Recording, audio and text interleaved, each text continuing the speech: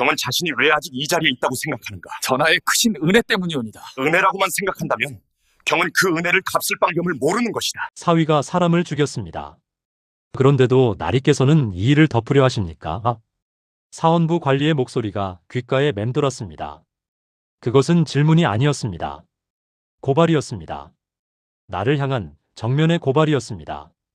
이런 상황이 벌어진 데에는 아주 충격적인 이유가 있었습니다. 모든 것은 딸아이의 혼례에서 시작되었습니다. 강인. 그 이름을 처음 들었을 때 나는 그가 그릇된 사람이라는 것을 몰랐습니다.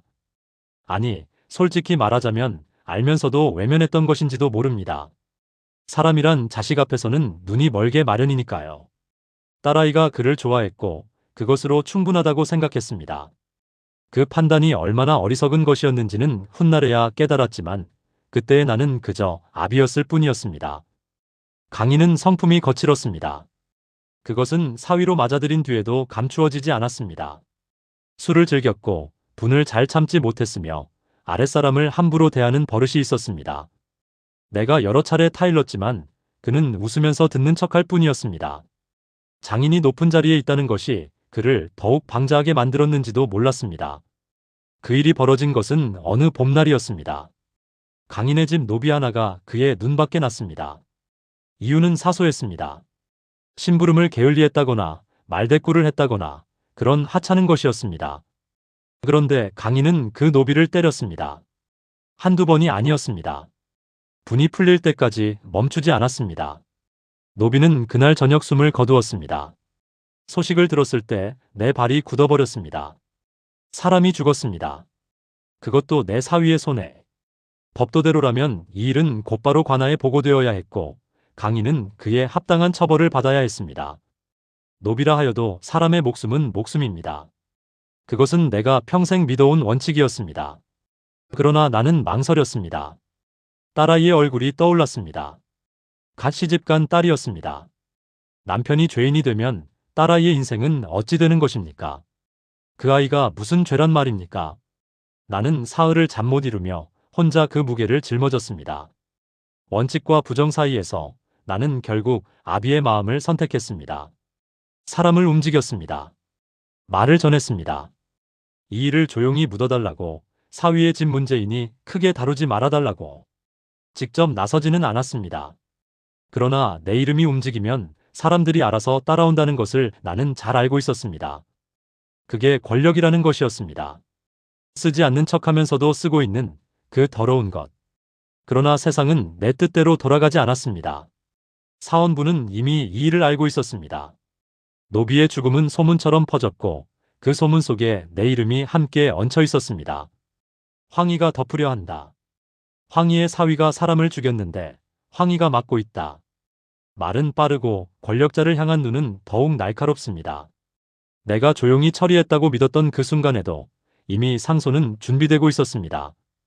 탄핵 상소가 올라왔을 때 나는 처음에 크게 동요하지 않으려 했습니다. 살아오면서 상소 한두 번 받아보지 않은 신하가 어디 있겠습니까? 그러나 이번은 달랐습니다. 상소의 내용이 사실이었기 때문입니다. 나는 반박할 말이 없었습니다. 태종께서 나를 부르셨습니다. 그 부름은 조용했습니다. 크게 노하신 목소리도 아니었고 사람을 압도하는 위압도 없었습니다. 그저 담담하게 들어오라 하셨습니다. 그런데 그 담담함이 오히려 더 무거웠습니다. 분노는 소리를 내지만 실망은 침묵으로 옵니다. 경은 이 일을 어찌 생각하는가? 나는 머리를 조아렸습니다. 변명을 늘어놓을 수도 있었습니다. 아비로서의 마음을 이야기할 수도 있었습니다. 그러나 태종 앞에서 그런 말이 입 밖으로 나오지 않았습니다. 그분은 평생 수많은 사람의 얼굴을 보아온 분이셨습니다. 거짓과 진심을 구분하는 눈이 그 어느 신하보다 예리하셨습니다. 신이 잘못하였습니다. 그 말밖에 할 수가 없었습니다. 태종께서는 잠시 침묵하셨습니다. 그리고 말씀하셨습니다. 직을 내려놓으라고. 더 이상 조정에 있을 수 없다고. 목소리에는 아무런 감정이 없었습니다. 그것이 가장 혹독한 처벌이었습니다. 분노로 쫓아내는 것이 아니라 그저 내보내는 것. 더 이상 볼 가치가 없다는 듯이. 파직이었습니다. 나는 그날 관복을 벗었습니다. 50이 넘어 쌓아온 자리였습니다. 고려 말 과거에 급제한 이후로 한 번도 관직을 떠난 적이 없었습니다. 조선이 건국되던 격변의 시기에도 왕자의 난이 피로 궁궐을 물들이던 그 시절에도 나는 어떻게든 살아남아 자리를 지켜왔습니다. 그런데 사위 때문에, 내 딸 하나 때문에 집으로 돌아오는 길이 유난히 길게 느껴졌습니다. 하늘은 맑았고 봄꽃은 여전히 피어 있었습니다. 세상은 아무것도 달라지지 않았는데 나만 달라진 것 같았습니다. 아니, 달라진 것이 아니라 드러난 것이었습니다. 내가 평생 쌓아온 원칙이라는 것이 결국 내 사람 앞에서는 한낱 종이장에 불과했다는 것이. 유배지로 향하라는 명이 며칠 뒤에 내려졌습니다. 짐을 꾸리면서 나는 한 가지 생각을 지울 수가 없었습니다. 죽은 노비의 이름을 나는 끝내 묻지 않았다는 것. 그 사람은 강인의 손에 죽었고 나는 그 죽음을 덮으려 했습니다. 이름도 모르는 사람의 죽음을. 그것이 나였습니다. 청렴하다고 곧다고 그렇게 불렸던 내가. 유배지에서 맞이한 첫날 밤은 길고 조용했습니다. 정승 어른께 변변치 않은 것이오나 받아주시면 감사하겠습니다. 포목이 마루 위에 놓였습니다. 두툼하게 접힌 천이었습니다. 가져온 자는 굽신거리며 물러났고 나는 그것을 한참 바라보았습니다. 물리쳐야 한다는 것을 알았습니다. 그러나 손이 먼저 움직였습니다. 유배에서 풀려난 것은 생각보다 이르지 않았습니다. 남원에서의 시간은 길었습니다. 하루하루가 느렸고 나를 찾아오는 사람도 없었습니다. 권력이라는 것이 얼마나 얄팍한 것인지 유배지에 오면 비로소 알게 됩니다. 어제까지 굽실거리던 사람들이 오늘은 없습니다. 안부를 묻는 편지 한 통 오지 않았습니다. 그 침묵 속에서 나는 많은 것을 생각했습니다. 다시 조정에 서게 된다면 다르게 살겠다고. 그 다짐이 얼마나 오래 갔는지는 이제 와서 말하기 부끄럽습니다. 세종께서 즉위하신 것은 내가 유배에서 풀려 한동안 낙향이 있던 때였습니다. 태종께서는 생전에 이미 양위를 결심하셨고 충녕대군이 왕위에 오르셨습니다. 새 임금은 젊었고 명민하셨으며 무엇보다 사람을 보는 눈이 달랐습니다. 재능을 아꼈고 실적으로 사람을 판단하셨습니다. 그리고 그 눈이 나에게 향했습니다. 부름을 받았을 때 솔직히 말하면 두렵기보다는 반가웠습니다. 낙향한 삶이 편안하다는 사람들이 있습니다만 나는 그런 사람이 아니었습니다. 밭을 보며 사는 것이 체질에 맞지 않았습니다. 나는 문서를 보고 싶었고 논의를 하고 싶었고 무언가를 결정하는 자리에 있고 싶었습니다. 그것이 나라는 사람이었습니다. 욕심이라면 욕심이고 본성이라면 본성이었습니다. 세종께서는 나를 이조판서로 불러주셨습니다. 처음 그 직첩을 받아들었을 때 손이 가볍게 떨렸습니다. 다시 시작하는 것이었습니다. 파직의 수치를 딛고 유배의 시간을 건너 다시 조정의 중심으로 돌아오는 것이었습니다. 새 임금 아래에서 새로 시작할 수 있다는 것, 그것은 내게 큰 은혜였습니다. 나는 진심으로 그 은혜에 보답하고자 했습니다. 적어도 처음에는. 문제는 서서히 왔습니다. 높은 자리에 앉으면 사람들이 몰려옵니다. 청탁을 들어달라는 사람, 인사에 힘을 써달라는 사람, 집안의 억울함을 풀어달라는 사람. 그들은 빈손으로 오지 않았습니다. 말 한 필이 사랑채 앞에 매여 있기도 했고 곱게 싼 포목꾸러미가 문간에 놓이기도 했습니다. 처음에는 돌려보냈습니다. 그것만큼은 지키려 했습니다. 그런데 사람의 마음이란 참 묘한 것입니다. 한 번 받으면 다음번이 쉬워집니다. 처음 받을 때는 손이 무겁습니다. 이것이 옳은가, 저것이 틀린가, 밤새 생각합니다. 그러나 두 번째부터는 그 무게가 줄어듭니다. 세 번째가 되면 거의 느끼지 못합니다. 그리고 어느 순간 그것이 당연한 것이 되어 있습니다. 그게 내가 걸어온 길이었습니다. 말을 받은 것은 내가 기억하는 가장 선명한 장면 중 하나입니다. 보낸 사람은 한 지방 수령이었습니다. 이름은 굳이 밝히지 않겠습니다.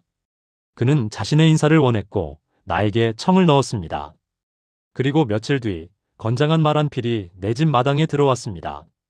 마부가 고삐를 내밀며 말했습니다. 나리께서 보내셨다고. 나는 그 말을 돌려보내지 않았습니다. 그것이 빌미가 되었습니다. 사원부는 이미 나를 주시하고 있었습니다. 한 번 파직된 사람, 사위의 살인을 덮으려 했던 사람, 그런 사람이 다시 높은 자리에 앉았으니 눈을 떼지 않은 것은 당연한 일이었습니다. 말 한 필의 이야기는 곧 사원부 관리들의 귀에 들어갔고 거기에 토목수수 혐의까지 함께 묶였습니다. 상소가 올라갔습니다. 이조판서 황희는 직임을 맡은 자로서 사사로운 이익을 취하였으니 그 직을 거두소서. 세종께서는 그 상소를 받으시고 한동안 말씀이 없으셨습니다. 나는 이번에도 부름을 받았습니다. 편전에서 임금과 단둘이 마주하는 것은 언제나 긴장되는 일이었지만 이번은 특히 달랐습니다. 파직 이후 다시 주신 자리였습니다. 그 자리에서 또다시 이런 일을 저질렀으니 드릴 말씀이 없었습니다. 세종께서는 오히려 조용히 물으셨습니다. 경은 지금 무엇이 부족하여 그리하였는가? 나는 그 말에 가슴이 내려앉았습니다. 분노하셨다면 차라리 나았을 것입니다. 그런데 그것은 꾸짖음이 아니었습니다. 진심으로 이해하려는 물음이었습니다. 그 물음 앞에서 나는 아무 말도 할 수가 없었습니다. 무엇이 부족했는가? 부족한 것이 없었습니다. 녹봉이 적지 않았고 집이 허름하다 해도 굶지는 않았습니다. 부족했던 것은 먹을 것이나 입을 것이 아니었습니다. 그렇다면 무엇이었는가? 오래 생각해도 뚜렷한 답이 나오지 않는 질문이었습니다. 어쩌면 그것은 두려움이었는지도 모릅니다. 다시 잃는 것에 대한 두려움.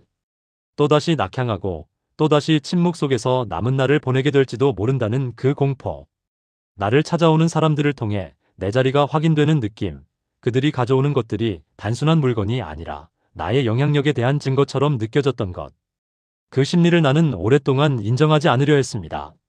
사원부의 탄핵 요구는 강했습니다. 황희를 파직하라. 다시는 조정에 세우지 마라. 그러나 세종께서는 들으시지 않았습니다. 그것이 내게는 또 다른 무게였습니다.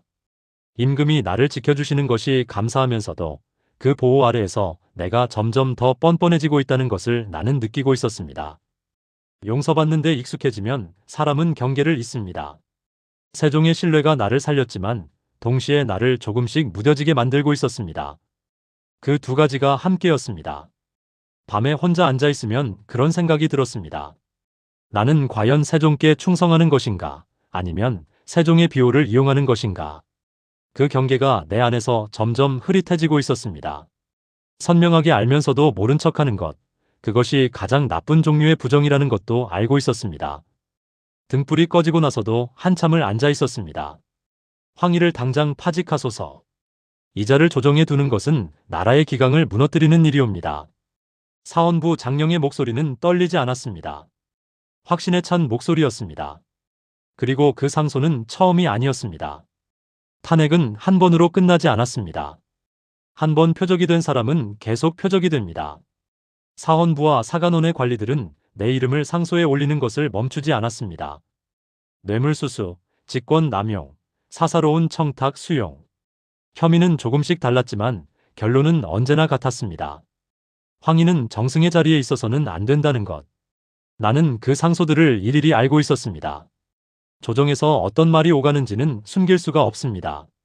누가 무슨 말을 했는지, 어느 관리가 어떤 상소를 준비하는지, 그런 것들은 바람처럼 퍼집니다. 나를 향한 말들이 쌓여갈수록 나는 조정에서의 내 위치가 얼마나 아슬아슬한 것인지를 실감했습니다. 세종께서 막아주시지 않는다면 나는 이미 여러 번 쫓겨났어야 할 사람이었습니다. 집현전 학사들과의 갈등이 불거진 것은 그 즈음이었습니다. 세종께서는 집현전을 매우 아끼셨습니다. 젊고 명석한 학자들을 모아 학문을 연구하게 하셨고 그들의 의견을 국정에 반영하려 하셨습니다. 문제는 그 학사들이 원칙에 매우 엄격했다는 것입니다. 글을 읽고 이치를 따지는 사람들이니 명분과 도리에 어긋나는 것을 참지 못했습니다. 그리고 나는 그들이 보기에 명분에 어긋나는 사람이었습니다. 최만리가 먼저였습니다. 그는 집현전 부재학으로 학문적 소신이 강하고 말을 아끼지 않는 사람이었습니다. 어느 날 경연 자리에서 그가 황희의 처신을 문제 삼았습니다. 직접적이지는 않았습니다. 그러나 맥락은 분명했습니다. 고위 대신이 청탁을 받고 인사에 개입한다면 아랫사람들이 어찌 따르겠느냐는 것이었습니다. 경연에 배석했던 나는 그 말을 들으며 시선을 내리깔았습니다. 반박할 수가 없었습니다. 그가 틀린 말을 한 것이 아니었기 때문입니다. 원칙적으로 그는 옳았습니다.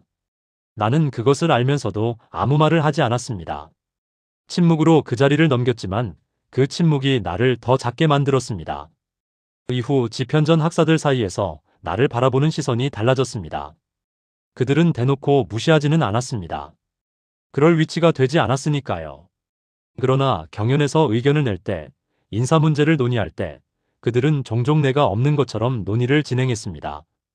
내 말이 나오면 적절히 받아치되 진심으로 귀 기울이는 기색이 없었습니다.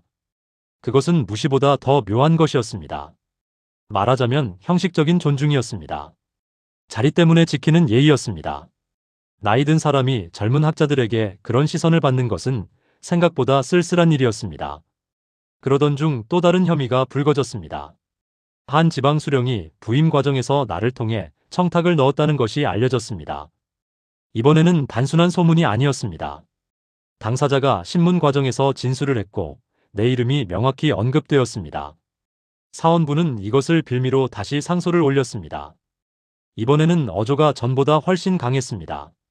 황희는 정승의 직을 이용해 인사를 농단하였으니 이는 나라의 근간을 흔드는 일이옵니다. 청컨대 즉각 파직하시고 국문하소서. 국문. 그 두 글자가 머릿속에서 지워지지 않았습니다. 단순한 파직이 아니었습니다. 신문을 받으라는 것이었습니다. 죄인처럼 무릎 꿇고 추궁을 받으라는 것이었습니다. 나는 그날 밤 잠을 이루지 못했습니다. 평생 고려와 조선 두 나라를 섬기며 쌓아온 것들이 이렇게 무너지는 것인가. 그 생각이 머릿속을 떠나지 않았습니다. 세종께서는 이번에도 상소를 물리치셨습니다. 황희는 짐이 아끼는 신하다. 그 공과를 짐이 판단하겠다. 그 한마디로 상소는 기각되었습니다. 사원부는 물러났고 조정은 잠시 잠잠해졌습니다. 그러나 잠잠해졌을 뿐이었습니다. 불씨가 꺼진 것이 아니었습니다. 나를 향한 시선은 두 종류였습니다. 임금의 비호를 받는 자라며 부러워하는 시선과 저런 자가 왜 저 자리에 있는가 하는 시선. 두 가지가 동시에 나를 향하고 있었습니다. 어느 쪽도 편하지 않았습니다. 부러움은 시기로 이어지고 의욕은 감시로 이어집니다. 나는 언제나 누군가의 눈 아래 있었습니다.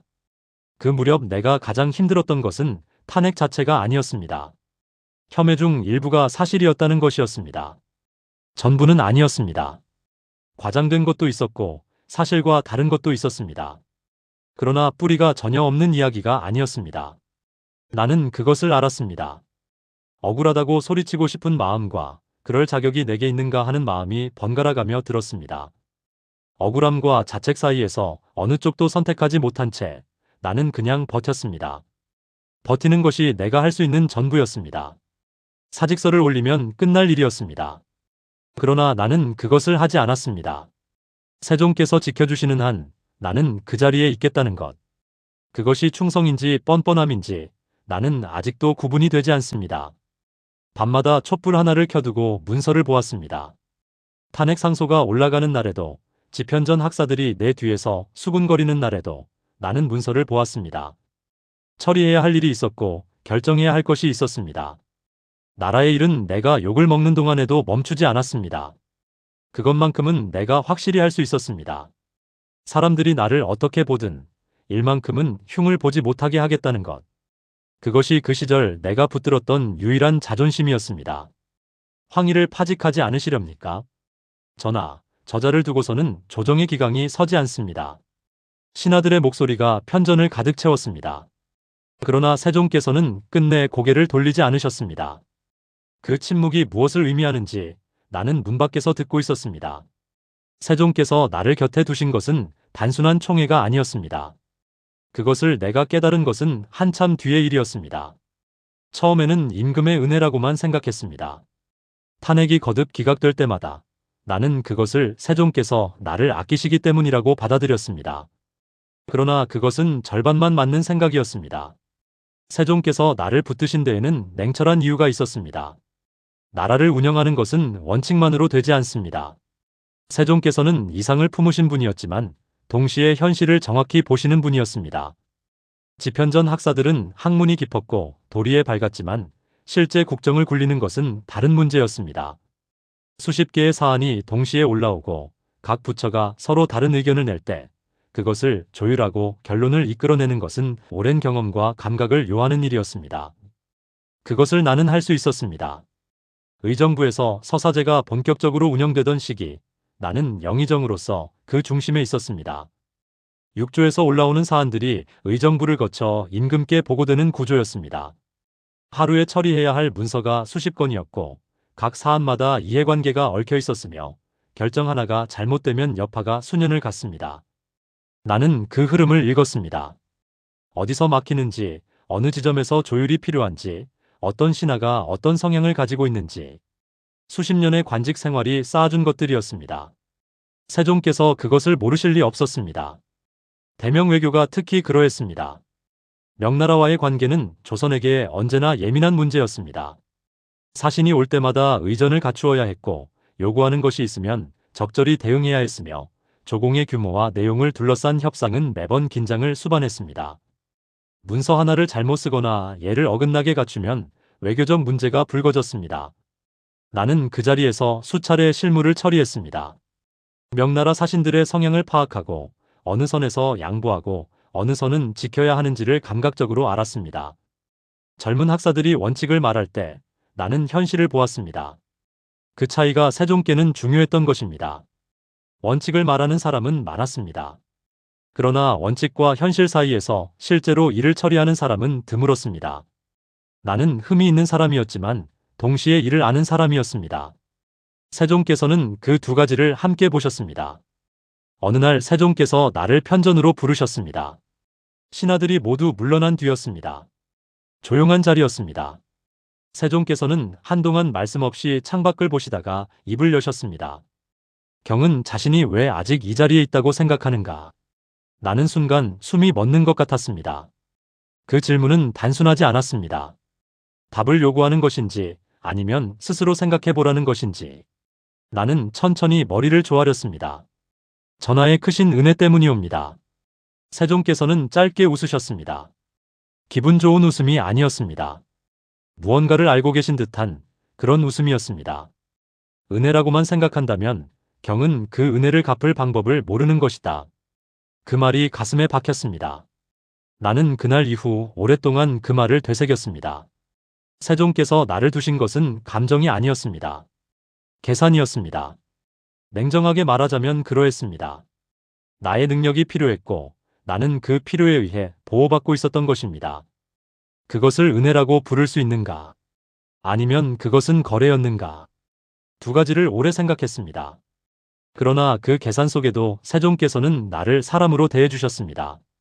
그것만큼은 분명했습니다. 탄핵이 거듭될 때, 신하들이 나를 몰아붙일 때, 세종께서는 단 한 번도 나를 그들 앞에서 작게 만들지 않으셨습니다. 필요에 의한 보호였다 해도 그 보호를 거두지 않으셨다는 것은 사실이었습니다.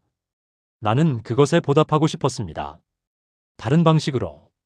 이전처럼 청탁을 받는 방식이 아니라 일로써 증명하는 것. 세종께서 나를 두신 이유가 실무 능력이라면 나는 그 능력으로 답해야 했습니다. 나이가 들수록 체력은 떨어졌지만 문서를 보는 눈은 오히려 깊어졌습니다. 수십 년의 경험이 쌓이면 사안의 핵심이 빨리 보입니다. 어디가 문제인지, 어디서 조율해야 하는지, 어느 신하의 말이 옳고 어느 말이 사사로운 이익을 담고 있는지. 그것을 나는 하루도 쉬지 않고 했습니다. 70이 넘어서도 마찬가지였습니다. 몸이 아픈 날도 문서를 보았습니다. 사직 상소를 올린 적이 여러 번 있었습니다. 나이가 많아 직임을 수행하기 어렵다는 내용이었습니다. 그러나 세종께서는 받아들이지 않으셨습니다. 매번 돌려보내셨습니다. 나는 그것이 처음에는 단순한 만류라고 생각했습니다. 그러나 어느 날 세종께서 이렇게 말씀하셨습니다. 경이 없으면 누가 이 일을 하겠는가? 그 말은 칭찬이 아니었습니다. 진심 어린 곤란함이었습니다. 세종께서는 나를 대신할 사람을 아직 찾지 못하셨던 것입니다.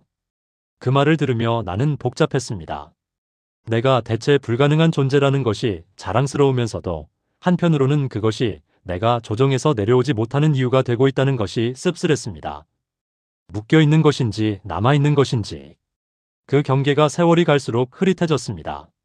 세종의 필요와 나의 의지가 어디서 만나고 어디서 갈리는지 나 스스로도 알 수 없게 되었습니다. 다만 아침이 되면 나는 관복을 입었습니다. 문서를 펼쳤습니다. 처리해야 할 일들이 기다리고 있었습니다. 그것이 내가 할 수 있는 전부였고 내가 남길 수 있는 전부였습니다. 이제 그만 쉬고 싶습니다, 전하. 그 말을 입 밖으로 내뱉는데 수십 년이 걸렸습니다. 여든이 넘은 몸으로 올린 사직 상소였습니다. 손이 떨렸습니다. 붓을 잡는 것조차 예전 같지 않았습니다. 이런 상황이 벌어진 데에는 아주 충격적인 이유가 있었습니다.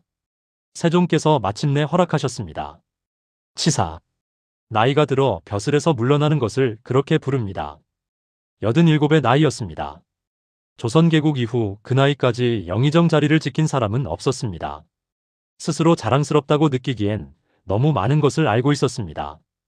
그 자리를 지킨 것이 온전히 내 덕이 아니라는 것을. 세종께서 지켜주시지 않았다면 나는 이미 여러 번 그 자리에서 내쫓겼어야 할 사람이었습니다.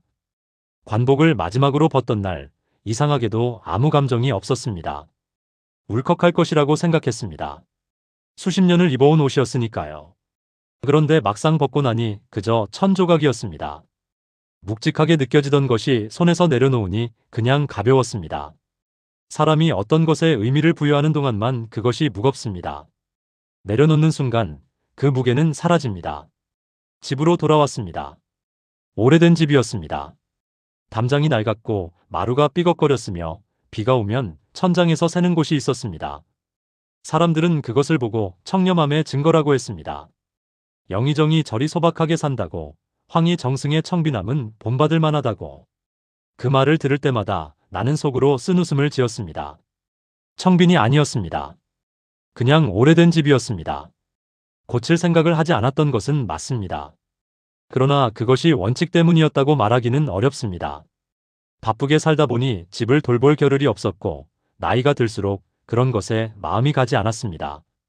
사람들은 내가 일부러 낡은 집에 사는 것처럼 이야기했지만 진실은 훨씬 단순했습니다.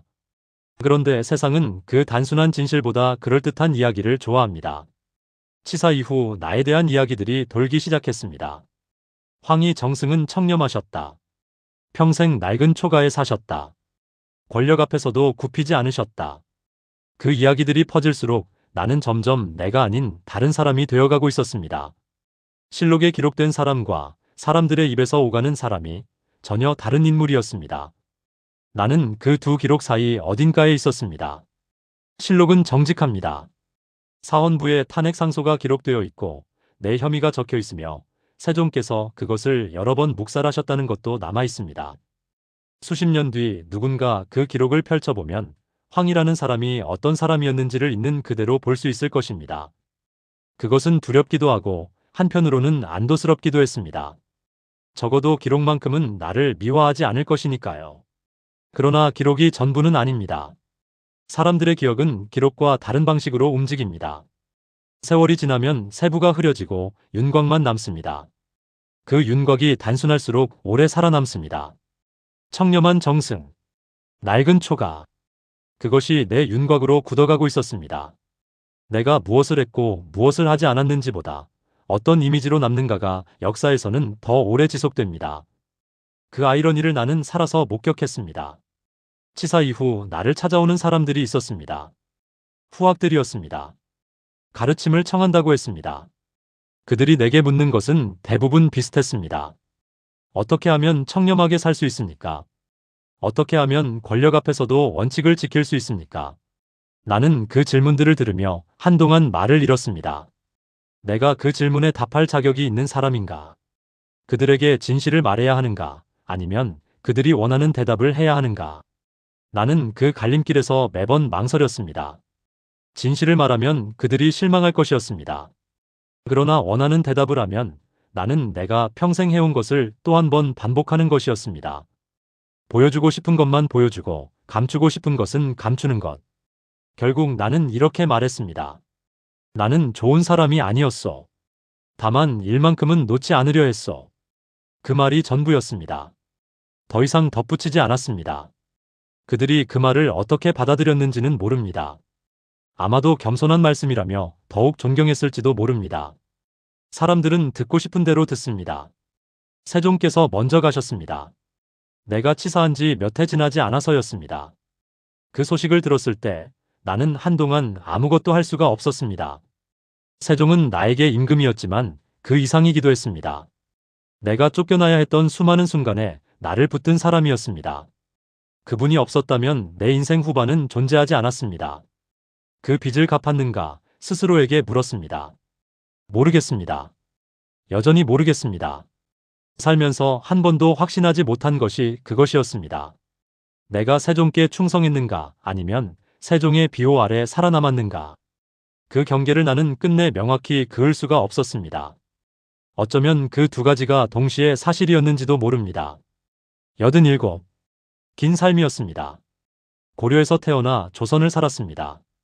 두 나라를 걸쳐 살아남은 사람이라는 것만으로도 이미 평범한 삶은 아니었습니다. 태종의 손에 파직되었고 세종의 손에 복권되었으며 수십 번의 탄핵을 넘겼습니다. 뇌물 혐의를 받았고 사위의 죄를 덮으려 했으며 그러면서도 의정부 서사제의 중심에서 나라의 실무를 굴렸습니다. 그것이 나였습니다. 청렴의 상징으로 기억되는 것이 억울하지는 않습니다. 그러나 편하지도 않습니다. 사람이 죽고 나면 그 사람에 대한 기억은 살아남은 자들의 것이 됩니다. 내가 어떻게 기억되는가는 내가 결정할 수 없습니다. 다만 내가 어떤 사람이었는가는 나만이 압니다. 실록은 기록할 것입니다. 사람들은 기억할 것입니다. 그 두 가지가 서로 다른 사람을 가리키더라도 나는 이제 반박할 자리에 없습니다. 낡은 마루에 앉아 먼 산을 바라보는 것이 내가 할 수 있는 전부입니다. 바람이 불었습니다. 담장 너머로 나뭇잎이 흔들렸습니다. 길고 긴 하루가 저물고 있었습니다.